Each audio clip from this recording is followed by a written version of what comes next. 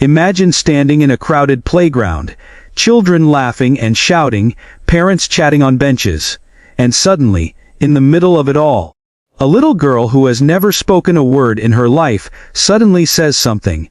Her first words ever. And the person who draws those words out of her isn't her mother, not a doctor, but a stranger. A single father sitting quietly with his own son. This is a story that will leave your heart full, your eyes wet, and your mind inspired. Amelia Stone was not just any woman. She was the CEO of one of the largest tech firms in the city. To the world, she was powerful, cold, and unstoppable. But behind closed doors, she was just a mother, fragile, hurting, and constantly carrying a weight no one else could see. Her 6-year-old daughter, Lily, hadn't spoken a single word since birth. Doctors ran endless tests. Therapists worked with her for months. But nothing changed. No matter how much Amelia prayed, pleaded, or hoped, her daughter's lips stayed sealed, her voice locked away in silence. The pressure crushed Amelia. Every board meeting she led, every interview she gave, the thought never left her. Why can't I help my own child? She could negotiate million-dollar deals, solve crises overnight, but when it came to her daughter, she felt helpless. Worse, people whispered. The CEO who can control a company but not her own daughter. Amelia built walls around herself, rarely going out in public with Lily. She feared the stares, the pity, the questions. But one Sunday afternoon, something changed. Her assistant encouraged her to take a break and spend more time with Lily outdoors. So Amelia, against her instincts, took her daughter to the neighborhood playground.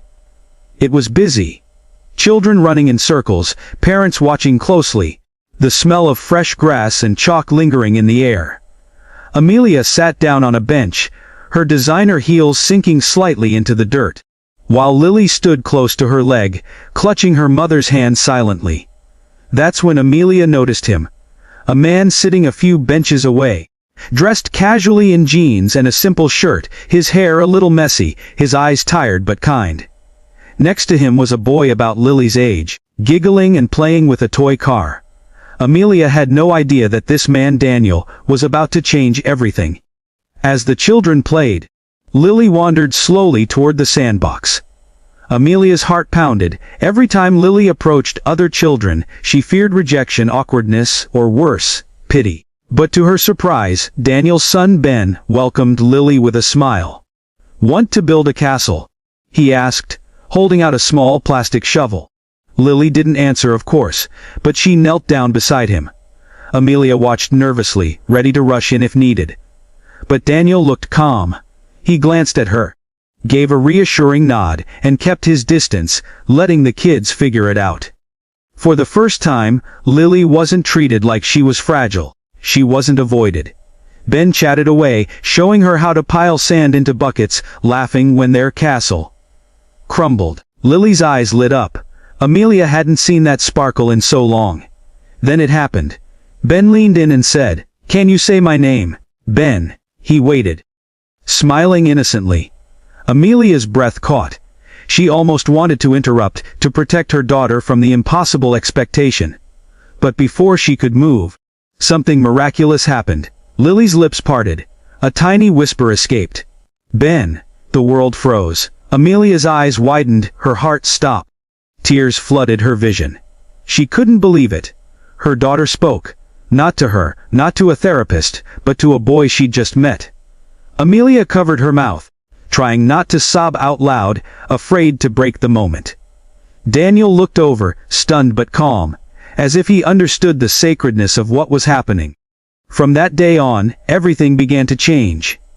Daniel introduced Amelia to techniques he'd learned raising his son, who had once struggled with speech delays after losing his mother.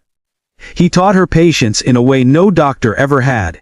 He encouraged her to see Lily not as broken, but as a child with her own timeline, her own voice waiting for the right moment.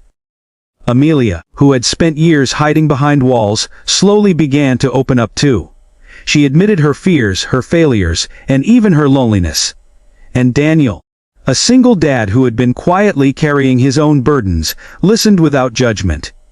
Together, they formed an unlikely friendship. bonded not by power or success, but by love for their children.